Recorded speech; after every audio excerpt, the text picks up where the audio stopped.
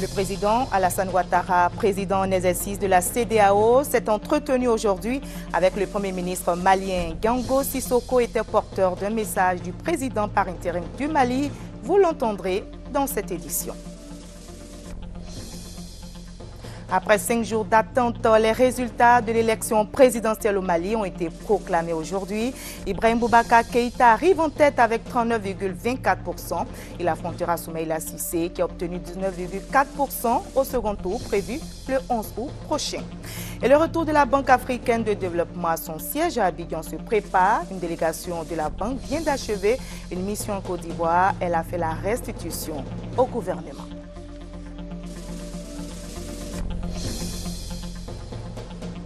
Et en sport, l'Afro-Basket 2013 aura lieu en Côte d'Ivoire du 20 au 31 août. La section Afrique de la NBA avec à sa tête son président, le Sénégalais Amadou Gallo, vient de séjourner en Côte d'Ivoire pour apporter son soutien. Bonsoir à tous. Merci de choisir le journal du RTI 1 pour vous informer. On commence par le palais présidentiel où le chef de l'État, Alassane Ouattara, président en exercice de la CEDEAO, s'est entretenu avec le premier ministre malien. Gango Sissoko était porteur d'un message du président par intérim du Mali.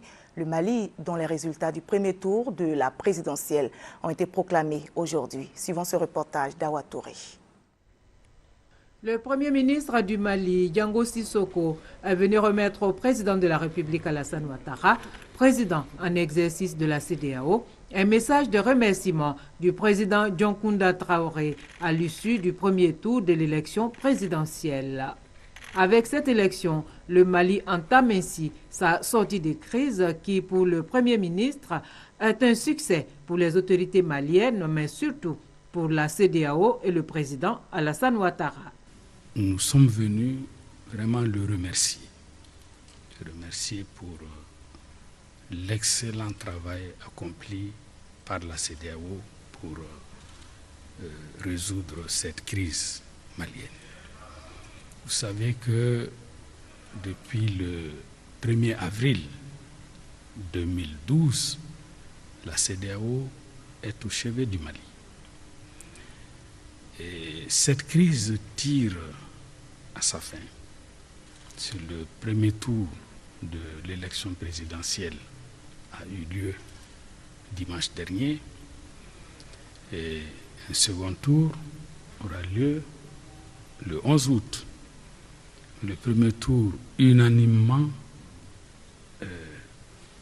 s'est passé dans le calme. C'est ce qu'estime l'ensemble des observateurs qui étaient à Bamako et même ceux qui ont vu de loin ces élections-là. Alors nous estimons que nous sortons de cette crise. Il était important pour le président de la République du Mali de venir remercier le président en exercice de la CEDEAO, de remercier le président Ouattara pour tout ce qu'il a fait. Et dans quelques jours, les rideaux vont tomber sur ces élections-là. Ces élections, le deuxième tour, c'est le 11 août. Après le 11 août, nous espérons que la République du Mali sera entièrement sortie de cette crise. Le Premier ministre malien Gango Sissoko a aussi salué l'assistance apportée à l'ambassade du Mali en Côte d'Ivoire pour l'organisation du scrutin sur le territoire ivoirien. Les Maliens auront donc attendu 5 jours pour connaître les résultats du premier tour de l'élection présidentielle. Ibrahim Boubacar Keïta arrive en tête avec 39,24%. L'ancien Premier ministre affrontera Soumaïla Cissé au second tour prévu le 11 août prochain. Le candidat de l'Union pour la République a obtenu 19,4%. Déploiement des casques bleus autour du ministère de l'administration territoriale dès les premières heures de la matinée à Bamako. Le dispositif vise à sécuriser la cérémonie de proclamation des résultats provisoires complets de l'élection présidentielle du 28 juillet. D'après ces résultats, 2 candidats se qualifient pour le second tour, prévu pour le 11 août. Le candidat Soumaïla Cissé, nombre de voix 605 901 voix, soit 19,44%. Le candidat Ibrahim Boubacar Keïta, 1 222 657 voix, soit 39,24%. Dans les rues de Bamako, c'est dans le calme que la population accueille ces résultats provisoires. Des résultats qui seront transmis à la Cour constitutionnelle. Dramane Dembélé, arrivé en 3e position avec 9,5% des voix, a d'ores et déjà promis d'introduire un recours. Nous, on va introduire nos requêtes et vers la fin, certainement il y aura un candidat proclamé. Et nous, moi en tant que républicain, j'accepterai ces résultats-là, si c'est confirmé par la Cour constitutionnelle. Membre de l'Internationale socialiste, l'ADEMA PASJ devrait, sauf coup de théâtre, appeler à voter le candidat Ibrahim Boubacar Keïta, socialiste. Mais Ibeka doit encore convaincre d'autres petits candidats. En tout cas, dans les camps des 2 finalistes, les tractations ont bel et bien commencé. Toujours sur le continent, au Zimbabwe, on s'achemine vers une victoire du président Robert Mugabe aux élections générales. Ses partisans crient en tout cas victoire à la présidentielle, aux municipales et aux législatives. Le résultat officiel du premier tour de la présidentielle n'est théoriquement pas attendu avant lundi, mais les premiers résultats des législatives donnent au parti de Robert Mugabe au pouvoir. Depuis 33 ans, une large majorité au Parlement. Son parti devrait rafler 70 à 75% des sièges. Son adversaire Morgan Tsvangirai, qui conteste la régularité du scrutin, est invité par Mugabe à accepter les résultats. En Côte d'Ivoire, une délégation d'hommes d'affaires chinois est en mission de prospection. Ces opérateurs économiques qui veulent investir dans le pays se sont entretenus avec le Premier ministre Daniel Kablan-Duncan. Le reportage de Francis Boifo. Le Premier ministre Daniel Kablan-Duncan a échangé avec le président du conseil d'administration d'une structure chinoise exerçant dans les domaines de l'énergie et de la construction. J'ai présenté au Premier ministre les projets qu'on a ici en Côte d'Ivoire et notre idée pour entrer dans ce marché. Les projets qu'on est en train de poursuivre dans le domaine immobilier et les chemins de fer ont été également reçus par le chef du gouvernement, des hommes d'affaires et des responsables locaux des provinces de la République populaire de Chine. Ils disent vouloir investir en Côte d'Ivoire. Nous allons introduire de plus en plus d'entrepreneurs chinois de venir investir en Côte d'Ivoire et de coopérer dans le domaine du service financier, de manufacture, d'industrie légère, du commerce et de la construction des infrastructures. Daniel Kablan-Duncan se félicite de la bonne coopération entre Abidjan et Beijing. C'est, disons, qu'une coopération qui est très diversifiée, qui concerne à la fois les secteurs publics, que la coopération décentralisée, mais aussi, disons, que le secteur privé. Nous avons de grands dossiers qui sont actuellement en cours de réalisation. Il faut aller de l'avant et ces types donc de missions ont des résultats assez rapides puisque dans l'année qui suit, vous avez des résultats tangibles sur le terrain. Nous avons vu qu'ils peuvent aussi investir dans les industries en Côte d'Ivoire et il va falloir donc veiller avec le CPC que ces choses donc avancent. Toujours dans la dynamique de coopération entre les hommes d'affaires et les acteurs du développement chinois, une lettre d'intention a été signée entre le district d'Abidjan et la province de Shandong. Cela consiste à préparer le terrain pour un jumelage très renforcé en vue de développer des activités dans tous les domaines du développement humain. Il faut savoir qu'Abidjan était déjà en jumelage avec Teguine depuis 1992. Forte d'une vingtaine de personnes, la délégation d'opérateurs économiques va échanger samedi avec des responsables de plusieurs structures, dont le port autonome d'Abidjan, le conseil café-cacao et la chambre de commerce et d'industrie. Je vous l'annonçais en début de journal, le retour de la Banque africaine de développement à son siège à Abidjan se prépare activement. Une délégation de la banque était en mission en Côte d'Ivoire pour rencontrer les autorités ivoiriennes et échanger avec les responsables de certaines institutions. La mission achevée, Une restitution a été faite au gouvernement. Plus d'explications avec Noël Nyagno. Le retour de la BAD, Banque africaine de développement, c'est définitivement un acquis après les dernières assemblées annuelles tenues à Marrakech, au Maroc. Place maintenant au fait démonstratif de ce retour. Nous avons 2 directeurs des départements régionaux avec tout leur personnel qui ont déjà fait le déménagement et qui sont installés à Abidjan. Ils opèrent à partir d'Abidjan à partir du mois de juillet. Nous aurons un deuxième groupe que nous appelons un groupe avancé des collègues de la Banque africaine de développement qui sont prévus d'arriver au mois de septembre. Cette équipe viendra pour préparer le retour des autres. 1000 au départ d'Abidjan, le personnel de la BAD est passé à 2000 aujourd'hui. Préoccupation majeure de ce doublement de l'effectif, les questions de logement, de santé et d'école. Sur ces différents tableaux, le gouvernement s'est dit déterminé à leur apporter des solutions idoines de concert avec la BAD. Nous sommes en train de travailler la main dans la main sur les questions d'école. Les solutions sont trouvées. Pour la santé, nous sommes en train de tout parfaire. Le logement, nous le pilotons ensemble avec les institutions étatiques, mais aussi avec quelques initiatives privées. Et je pense que les 2000 familles qui arriveront trouveront de quoi se loger à Abidjan. S'agissant de la restitution des missions portant sur la communication et la négociation du contrat de cession de l'immeuble du CCIA, Centre de commerce international d'Abidjan, on peut affirmer que rien n'a signalé parce que les parties sont engagées à parfaire l'accord. Quant à la communication, le gage est donné de ce que la collaboration sera totale. Le PNUD vient d'achever son rapport national sur le développement humain en Côte d'Ivoire. Il a été remis au gouvernement ivoirien et selon le programme des Nations Unies pour le développement, des efforts restent encore à faire pour atteindre un bon niveau de développement humain en Côte d'Ivoire.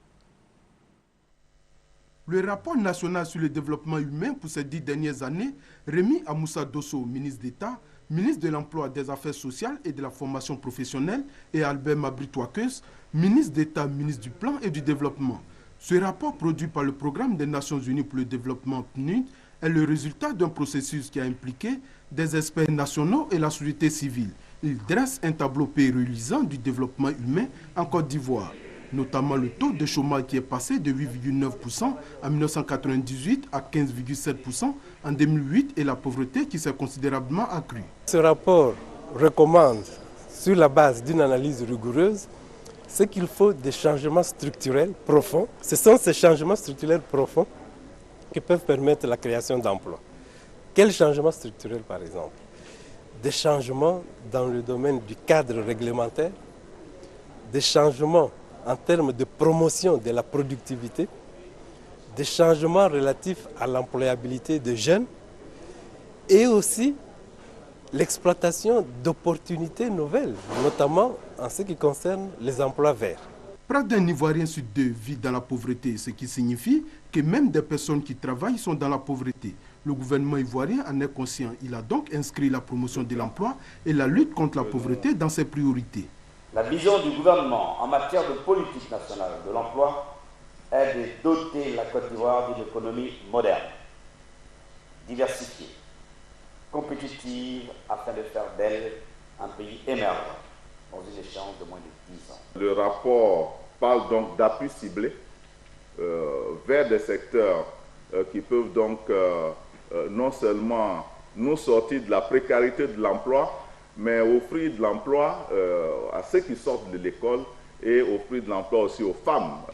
Le rapport sur le développement humain recommande aussi l'inclusion des travailleurs du secteur informel dans un système de protection sociale, une action qui, selon le rapport, favorisera la promotion du travail décent et durable. Et c'était le reportage d'Herman Nyamien. Plus de 300 jeunes sont en stage de qualification à la SOTRA, Société des transports abidjanais.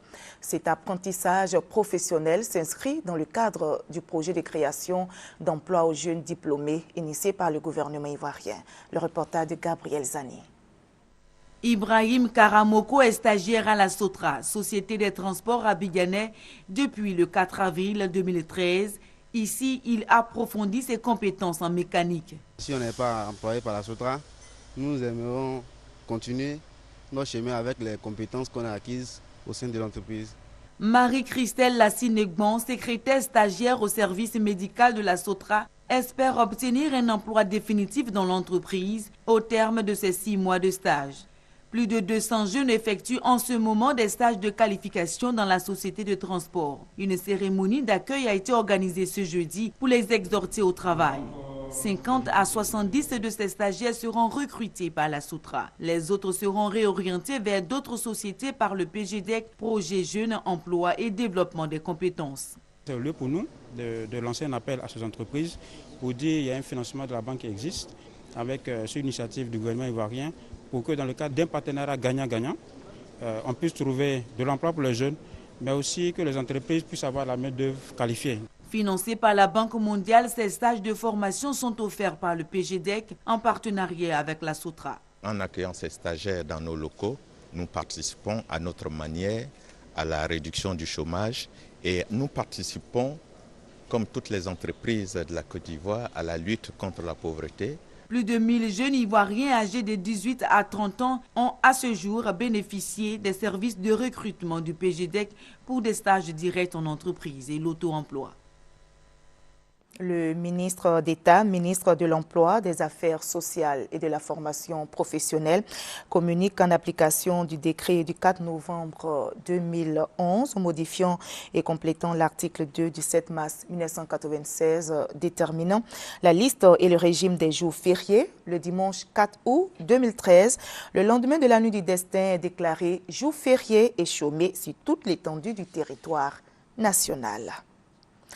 Le ministre de la Poste et des TIC était face aux médias. Bruno Nabanye-Koné a relevé les efforts du gouvernement pour une baisse des tarifs sur les services TIC en Côte d'Ivoire. La conférence de presse a été suivie pour vous par Lassina Ouattara. C'est un engagement que Bruno Koné, ministre ivoirien de la Poste et des technologies de l'information et de la communication, a voulu honorer par cette rencontre avec les médias pour dresser le bilan des activités menées par son ministère. Au niveau du secteur des télécommunications, plusieurs actions permettent aujourd'hui d'être optimiste dans la volonté de construction d'une économie numérique. Ce nouveau cadre propose de nouvelles modalités de régulation du marché des TIC avec des dispositions qui, de notre point de vue, protègent davantage les droits des consommateurs.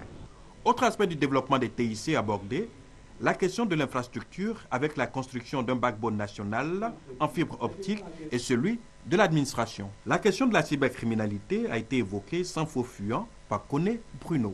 Le secteur de la Poste n'a pas été omis au cours de cette rencontre avec les journalistes. Cette société, comme vous le savez, présentait jusqu'à récemment de graves et profondes faiblesses qui sont en train d'être corrigées. Bruno Koné a rassuré sur l'appropriation de plus en plus forte des TIC en Côte d'Ivoire, avec les chiffres de plus en plus croissants d'abonnés au mobile et les usagers de services à valeur ajoutée. Il a indiqué que les efforts vont se poursuivre pour la baisse des tarifs d'accès au vu des investissements de l'État, mais aussi des opérateurs privés. Une autre rencontre, c'est un forum, cette fois-ci. Il est organisé par les étudiants en journalisme de l'Institut des sciences et techniques de la communication. L'invité, Touré Junior, directeur des ressources humaines de la RTI, s'est prononcé sur le thème « Rencontrons-nous et cultivons l'excellence ». Victorine Yaoyobo y était pour vous. Apprendre auprès des anciens avant de s'engager dans la pratique du journalisme. Voilà tout le sens du forum organisé depuis 3 ans par la cellule des étudiants en journalisme de l'ISTC, Institut des sciences et techniques de la communication. Un aîné dans le métier a bien voulu partager son expérience avec ses futurs journalistes. Il s'agit de Touré Aboubakar Junior, aujourd'hui directeur des ressources humaines à la radiodiffusion télévision ivoirienne RTI. Au-delà des anecdotes qui ont émaillé son parcours, Touré Junior a insisté sur les vertus du journaliste. Il les a résumées en quelques mots: l'humilité, la curiosité, l'intégrité. Quand tu es journaliste, prends le préjugé et tords-lui le cou. Travailler, creuser, enquêter et chercher à tout comprendre avant de chercher à transmettre. Voilà la règle absolue. Une autre qualité, c'est le talent. Mais cela ne suffit pas pour être un bon journaliste. Il faut aussi respecter les fondamentaux du métier en se référant au code de l'éthique et de la déontologie en la matière. Que l'on devienne journaliste presse écrite, radio, télé ou en ligne, ces principes s'imposent à tous. Selon le conférencier, par ailleurs parrain de l'Académie télé de l'ISTC. Le gouvernement veut redonner aux villes ivoiriennes un visage radieux, notamment la ville d'Abidjan, la capitale économique. Et pour débarrasser les rues abidjanaises des ordures, une campagne de proximité vient d'être lancée avec un message de sensibilisation. Nettoyons chaque jour devant nos maisons. Laetitia Manglé pour le reportage. Les ordures ménagères sont à l'origine du visage terne que présente la capitale ivoirienne, tant à la population qu'à ses visiteurs. Mauvaises herbes, sachets plastiques et autres déchets ménagers jonchent les rues d'Abidjan, mettant ainsi en péril la santé des populations. Pour les autorités ivoiriennes, un changement de comportement s'impose. Après l'opération Salubrité Pakinou et l'opération Zéro Déchet, place maintenant à l'opération Nettoyons chaque jour devant nos maisons. Elle consiste pour chaque citoyen à embellir les abords de son domicile par un balayage quotidien. Si vous balayez juste devant votre clôture, la rue sera toujours digne d'intérêt et regardable. Donc il s'agit que tous les matins, lorsque les personnes que nous avons proposées au nettoyage de nos maisons à l'intérieur ont fini de balayer, qu'elles fassent un tour devant la clôture pour enlever tous les objets sales qui dégradent donc la vision devant cette clôture. Les populations, maillons essentiels de la lutte contre l'insalubrité en milieu urbain, seront aidées dans cette tâche par les autorités municipales et les associations de femmes. Nous aurons, au niveau de nos brigades de salubrité, des éléments qui seront détachés dans toutes les communes pour prêter main forte à ces gardes municipaux, de telle sorte à faire en sorte que les récalcitrants puissent être mis quand même en demeure. L'opération Nettoyons chaque jour devant nos maisons débute le 3 août prochain à Marcory et s'étendra sur un trimestre. Une initiative du ministère de la Salubrité urbaine et de l'Environnement qui a opté pour une stratégie de proximité afin de venir à bout des ordures ménagères. On prend la direction de Korogo où une journée pour récompenser les meilleurs élèves de l'année a été organisée. C'est une initiative de la direction régionale de l'éducation nationale et de l'enseignement technique de Korogo. Le reportage de Charles Tatou. La direction régionale de l'éducation nationale et de l'enseignement technique de Korogo a connu cette année une évolution de ses résultats des examens à grand tirage. 47,68% enregistrés au CEPE, 32,54% au BPC et 26,24% au bac contre 34,41% au CEPE, 12,41% au BPC et 19,41% au bac pour l'année dernière. Pour inciter élèves et encadreurs de cette région à redoubler d'efforts, les meilleurs parmi eux ont été primés. J'ai toujours bossé, étudié et se priver un peu de la distraction. Les promenades, les sorties à soir, diminuer un peu et mieux se concentrer sur les études.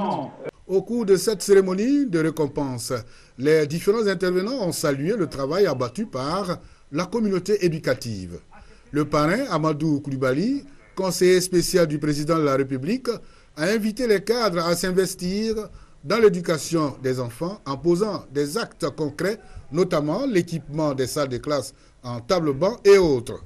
Les résultats obtenus cette année montrent que les efforts qui ont été faits sont en train de payer. Nous avons mis l'accent sur l'outil informatique et sur l'éthique. D'un coût global de 10 millions de francs CFA, le don du parrain, composé d'ordinateurs, de kits scolaires et de bons d'achat, a été distribué à plus de 40 lauréats. C'est le 5e convoi en provenance du Togo. Le service d'aide et d'assistance aux réfugiés et apatrides favorise ainsi le retour en Côte d'Ivoire de plusieurs réfugiés ivoiriens vivant au Togo. Grâce au Saradon, ces Ivoiriens réfugiés dans ce pays depuis la crise post-électorale ont pu regagner leur pays d'origine, la Côte d'Ivoire. Le reportage de Serge Ngomé est commenté pour vous par Adama Kone. Retour au Bercail. Au nombre d'une cinquantaine, ces passagers foulent la terre natale après 2 années d'absence du pays. Réfugiés au Togo depuis la crise post-électorale, ces Ivoiriens ont d'abord hésité à rentrer en Côte d'Ivoire. Ensuite, rassurés par les démarches du service d'aide et d'assistance aux réfugiés et apatrides Sahara, structure du ministère d'État, ministère des Affaires étrangères de Côte d'Ivoire, ils se sont enfin décidés. Ils ont dit que si tu revenais au pays, tu as plus la chance d'évoluer. Parce que dans la musique, tu peux plus évoluer. Mon pays me manquait, le travail, puis les amis, puis bon, l'ambiance. Ils nous ont dit de venir, que c'est que si on vient, ils vont s'occuper de nous. Je suis content des retours. Belle initiative de l'État de Côte d'Ivoire et du Haut Commissariat aux réfugiés, mais question, que deviennent ces nationaux une fois rentrés au pays? Bénéficient-ils de soutien? Nous avons, par exemple, pour ce qui concerne du domaine éducatif, nous avons saisi le ministère de l'Éducation nationale pour le dossier de certains élèves, des réfugiés, qui ont été casés dans des écoles privées comme publiques. Et quant au dossier de santé, nous avons également saisi le ministère de la Santé et qui a pris en charge un certain nombre de malades chroniques. En ce qui concerne le problème de l'emploi, évidemment, nous sommes en contact avec le ministère de l'Emploi. Là-bas aussi, nous avons constitué des dossiers que nous avons déposés qui doivent être transmis à l'AGP, l'Agence de promotion de l'emploi. Personne ne se plaint, ils sont intégrés, ils sont en sécurité, ils vont à leurs occupations. Personne n'a été inquiété, personne. Jusqu'au jour d'aujourd'hui, en tout cas, personne. Le service d'aide et d'assistance aux réfugiés et apatrides est à son 5e convoi de rapatriement d'Ivoiriens réfugiés au Togo et au Ghana. Le Sahara bénéficie de l'appui régulier du Haut Commissariat aux réfugiés. Et on ouvre le chapitre politique. Le Parti ivoirien des travailleurs a reçu hier à son siège la représentante spéciale du secrétaire général de l'Organisation des Nations Unies en Côte d'Ivoire. Au centre de la rencontre, la relance du dialogue avec les partis politiques. Le reportage de Serge Gongomé est commenté par Maïsako. Relancer le dialogue entre les acteurs politiques pour une réconciliation durable, tel est l'objectif de cette visite de Aïchatou Mendaoudou, représentante spéciale du secrétaire général de l'Organisation des Nations Unies en Côte d'Ivoire à la direction du Parti ivoirien des travailleurs, PIT. Je suis venu exprimer ma disponibilité à continuer la coopération qui a existé entre l'ONESI et le parti politique durant la période où mes prédécesseurs étaient là. Et surtout dire aussi, comme je l'ai déjà fait, que je suis ici pour accompagner l'ensemble des Ivoiriens dans le processus de retour à la paix, à la stabilité de la Côte d'Ivoire. Le président du Parti ivoirien des travailleurs, Aïzi Daniel Aka, se dit heureux et fier de cette visite. Une visite qui lui aura permis d'échanger sur les sujets brûlants de l'heure, notamment la réconciliation et l'amnistie. Nous savons qu'elle est compétente, elle pourra être en mesure d'assurer avec compétence cette tâche-là. Nous avons profité également pour lui exposer nos préoccupations. Entre autres, nous avons pensé qu'il faut aller exiger véritablement dans ce pays une justice équitable. Nous ne sommes pas pour l'amnistie généralisée. Aïchatou Mendaoudou a dans cette logique de prise de contact rencontré à la veille les membres du cadre permanent de dialogue, le Front populaire ivoirien et le Rassemblement pour la paix et le progrès, RPP. Et la nouvelle patronne de l'opération des Nations Unies en Côte d'Ivoire, Aïchatou Mendaoudou Souleymane, s'est aussi rendue au siège du RDR. Elle a été reçue, comme vous le voyez, par le secrétaire général par intérim du parti, Amadou Soumoro. Il a été question pendant les échanges, ont porté sur la situation sociopolitique du pays au moment des actions qui visent à ramener de façon définitive la paix en Côte d'Ivoire sont en cours. Le reportage de Gabriel Zani dans nos prochaines éditions. Et en sport, l'Afrobasket 2013 aura lieu en Côte d'Ivoire du 20 au 31 août. Avant l'événement, une délégation de la section Afrique de la NBA, avec à sa tête son président, le Sénégalais Amadou Gallo Fall, a séjourné en Côte d'Ivoire. La délégation est venue exprimer son soutien au pays. Le reportage de Cathy Touré. La National Basketball Association NBA aux côtés du COCAN, le comité d'organisation de l'Afrobasket. Une délégation composée de Amadou Gallo-Fall, responsable NBA Afrique et vice-président NBA, de Liol Deng, joueur professionnel anglais de l'équipe des Chicago Bulls, et de Charles Adam André, technicien américain. Les représentants NBA ont une séance de travail avec l'instance africaine FIBA Afrique, la Fédération nationale de basketball, ainsi que le COCAN. En provenance du Ghana, où ils ont organisé un camp de basketball et en partance pour le camp dénommé Without Borders en Afrique du Sud, ils ont voulu ainsi marquer la contribution de la NBA à la promotion du prochain Afrobasket organisé par la Côte d'Ivoire du 20 au 31 août.